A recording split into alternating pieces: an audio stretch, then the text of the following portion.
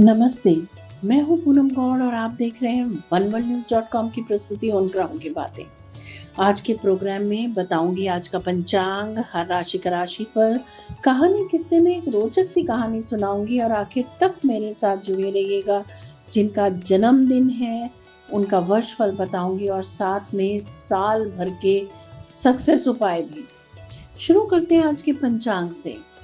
आज मंगलवार 2 जून 2026 है। ज्येष्ठ का महीना चल रहा है। कृष्ण पक्ष की द्वितीया तिथि रहेगी शाम 7:01 तक और उसके बाद में तृतीया। मूल नक्षत्र रहेगा रात्रि 10:06 तक और उसके बाद में पूर्वाषाढ़ा। सादे योग रहेगा प्रातः 7:16 तक और उसके बाद में शुभ योग। 1.5 घंटे के लिए राहु काल रहेगा दोपहर 3 बजे से शाम 4:30 बजे तक। दिशा शूल रहेगा उत्तर। आज कहानी किस्से में एक रोचक सी कहानी सुनाऊंगी। ये था पंचांग। बात करते हैं राशि फल की। मैं यहाँ बता देती हूँ कि मैं राशि फल चंद्र राशि से या नाम अक्षर से बताती हूँ। शुरू करते हैं मेष राशि से। आज आप परिवार के साथ बैठकर किसी पुराने मुद्दे पर चर्चा कर सकते हैं, लेकिन समझदारी से समाधान निकल जाएगा। अनावश्यक खर्च से बचना उचित रहेगा। विद्यार्थियों के लिए गहन अध्ययन और शोध संबंधी विषयों में सफलता के संकेत मिलते हैं। प्रेम संबंधों में भावनात्मक ईमानदारी रिश्ते को मजबूत करेगी। वृषभ राशि। आज आर्थिक स्थिति स्थिर रहेगी और रुका हुआ धन मिलने की संभावना बनती है। परिवार का सहयोग मिलेगा, लेकिन घर के किसी वरिष्ठ सदस्य की सलाह को नजरअंदाज न करें। विद्यार्थियों को एकाग्रता बढ़ाने की आवश्यकता रहेगी। प्रेम जीवन में मधुरता बनी रहेगी। मिथुन राशि। आज परिवार के सदस्यों में गलतफहमियां दूर हो सकती हैं। आर्थिक मामलों में जल्दबाजी से बचें। विद्यार्थियों को प्रतियोगी परीक्षाओं में लाभ मिल सकता है। प्रेम संबंधों में स्पष्ट बातचीत रिश्तों को मजबूत बनाएगी। कर्क राशि। घर परिवार में भावनात्मक वातावरण रहेगा। आर्थिक स्थिति में उतार चढ़ाव संभव है, इसीलिए बजट का ध्यान रखें। विद्यार्थियों का मन पढ़ाई से भटक सकता है, लेकिन प्रयास जारी रखने पर सफलता अवश्य मिलेगी। प्रेम जीवन में संवेदनशीलता बढ़ेगी। बात करते हैं सिंह राशि की। आज आप गंभीरता से सोच विचार करेंगे। परिवार में धैर्य और विनम्रता बनाए रखें। आर्थिक मामलों में जोखिम लेने से बचें। विद्यार्थियों के लिए आत्मविश्वास बनाए रखना जरूरी होगा। प्रेम संबंधों में दूरी या गलतफहमी की स्थिति बन सकती है। कन्या राशि। पारिवारिक जीवन शांत रहेगा। आर्थिक मामलों में सावधानी से लिया गया निर्णय लाभ देगा। विद्यार्थियों के लिए दिन अनुकूल रहेगा, विशेषकर विश्लेषणात्मक विषयों में। प्रेम जीवन में धैर्य और समझदारी आवश्यक होगी। तुला राशि। परिवार और मित्रों का अच्छा सहयोग मिलेगा। आर्थिक स्थिति में सुधार के संकेत। विद्यार्थियों को मेहनत का अच्छा परिणाम मिल सकता है। प्रेम संबंधों में आकर्षण और निकटता बढ़ेगी। वृश्चिक राशि। परिवार में जिम्मेदारियां बढ़ सकती हैं। आर्थिक मामलों में सतर्कता आवश्यक है। विद्यार्थियों को लक्ष्य पर ध्यान केंद्रित करना होगा। प्रेम जीवन में गंभीर चर्चा हो सकती है, जो भविष्य के लिए लाभकारी साबित होगी। धनु राशि। आज भाग्य का अच्छा सहयोग मिलेगा। परिवार में सकारात्मक और धार्मिक वातावरण बन सकता है। आर्थिक स्थिति मजबूत रहने के संकेत हैं। विद्यार्थियों के लिए उच्च शिक्षा और प्रतियोगी परीक्षाओं में प्रगति का समय है। प्रेम जीवन सुखद रहेगा। धर्म के कार्यों में रुचि बढ़ेगी। बात करते हैं मकर राशि की। आज अंतर यात्रा का दिन है। पारिवारिक मामलों में धैर्य रखना आवश्यक होगा।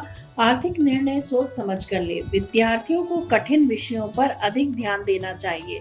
प्रेम संबंधों में भावनात्मक गहराई बढ़ सकती है। कुंभ राशि की बात करते हैं। परिवार में महत्वपूर्ण निर्णय लिए जा सकते हैं। आर्थिक स्थिति में साझेदारी या सहयोग से लाभ संभव है। विद्यार्थियों के लिए ग्रुप स्टडी जो है वो बहुत लाभकारी सिद्ध होगी। प्रेम जीवन में समझ और सहयोग बढ़ेगी। मीन राशि की बात करते हैं। परिवार में सामान्य सुख शांति बनी रहेगी। आर्थिक स्थिति धीरे धीरे बेहतर होगी। विद्यार्थियों को नियमित अध्ययन से लाभ मिलेगा। प्रेम संबंधों में भावनात्मक निकटता बढ़ेगी और रिश्ते अधिक मजबूत होंगे। ये था आज का राशिफल। बात करते हैं कहानी किस्से की। एक नगर में एक बहुत धनी सेठ रहता था।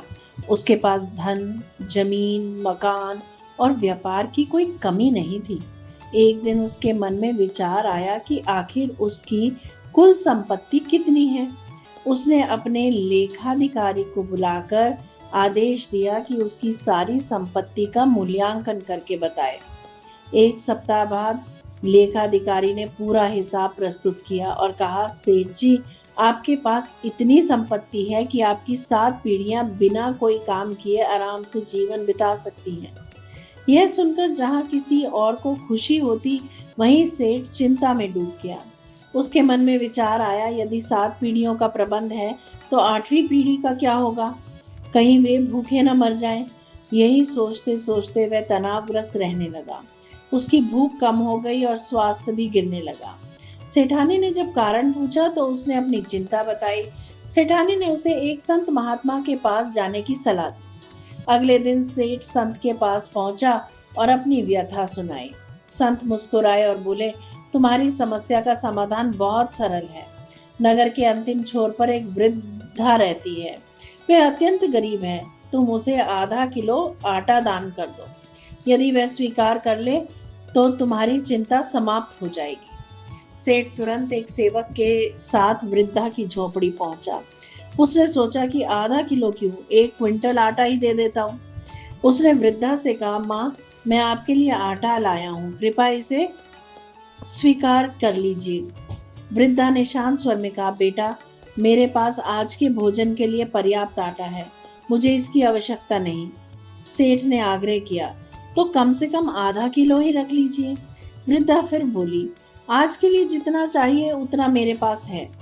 सेठ ने आखिरी प्रयास करते हुए कहा, ठीक है, इसे कल के लिए ही रख लीजिए। वृद्धा मुस्कुराकर बोली, बेटा, कल की चिंता मैं आज क्यों करूं? जिसने आज का प्रबंध किया है वही कल का भी कर देगा। वृद्धा के ये शब्द सुनकर सेठ की आंखें खुल गई। उसे समझ आ गया कि समस्या धन की कमी नहीं, बल्कि उसकी असीम तृष्णा थी। एक गरीब वृद्धा वर्तमान में संतुष्ट थी, जबकि अथाह संपत्ति का मालिक होकर भी वह भविष्य की चिंता में अपना सुख खो चुका था। उस दिन से सेठ ने चिंता छोड़कर संतोष का मार्ग अपनाया। उसे समझ में आ गया कि सच्ची संपत्ति धन नहीं बल्कि संतुष्ट मन है। तृष्णा का कभी अंत नहीं होता। जो व्यक्ति प्राप्त वस्तुओं में संतोष करना सीख लेता है, वही वास्तव में सुखी और समृद्ध होता है। जय श्री कृष्णा। जय राम जी की। बात करते हैं जिनका जन्मदिन है। आप सबको जन्मदिन की हार्दिक बधाई व शुभकामनाएं। वर्ष 2026-27 आपके लिए मानसिक संतुलन, नई संभावनाओं और आर्थिक सुधार का वर्ष रहेगा। वर्ष के शुरू के महीनों में कुछ निर्णयों को लेकर थोड़ा कंफ्यूजन रह सकता है, लेकिन बीच साल के बाद करियर जो है वो और व्यवसाय में प्रगति के अच्छे अवसर मिलेंगे। शिक्षा, लेखन, मीडिया, काउंसलिंग, टीचिंग और सेवा यानी सर्विसेज से जुड़े लोगों को विशेष लाभ मिल सकता है। आर्थिक स्थिति में सुधार होगा। हालांकि अनावश्यक खर्चों पर नियंत्रण रखना बहुत बहुत जरूरी होगा। पारिवारिक जीवन में सुख और सहयोग मिलेगा। परिवार के किसी सदस्य की उपलब्धि से खुशी प्राप्त हो सकती है। प्रेम संबंधों में मधुरता बढ़ेगी और अविवाहित जातकों के लिए नए रिश्ते बनने के योग हैं। स्वास्थ्य की दृष्टि से तनाव, अनिद्रा, पाचन और गले से संबंधित समस्याओं पर ध्यान देना आवश्यक रहेगा। बात करते हैं साल भर के उपायों की। सोमवार को भगवान शिव जी को जल अर्पित करें। ओम सोम सोमाय नमः मंत्र का 108 बार यानी 1 माला कम से कम जप करें प्रतिदिन। चावल, दूध या सफेद मिठाई का दान करें। माता का सम्मान करें और उनका आशीर्वाद लें। प्रतिदिन 10 मिनट तक ध्यान और प्राणायाम करें। लाभ अवश्य होगा। यदि मेरा ये प्रोग्राम आपको पसंद आया है तो इसे लाइक, शेयर, सब्सक्राइब करें। बेल का आइकॉन जरूर दबाएं और कल फिर मेरे साथ जुड़िएगा। oneworldnews.com की प्रस्तुति उन ग्रहों की बातें में। नमस्ते।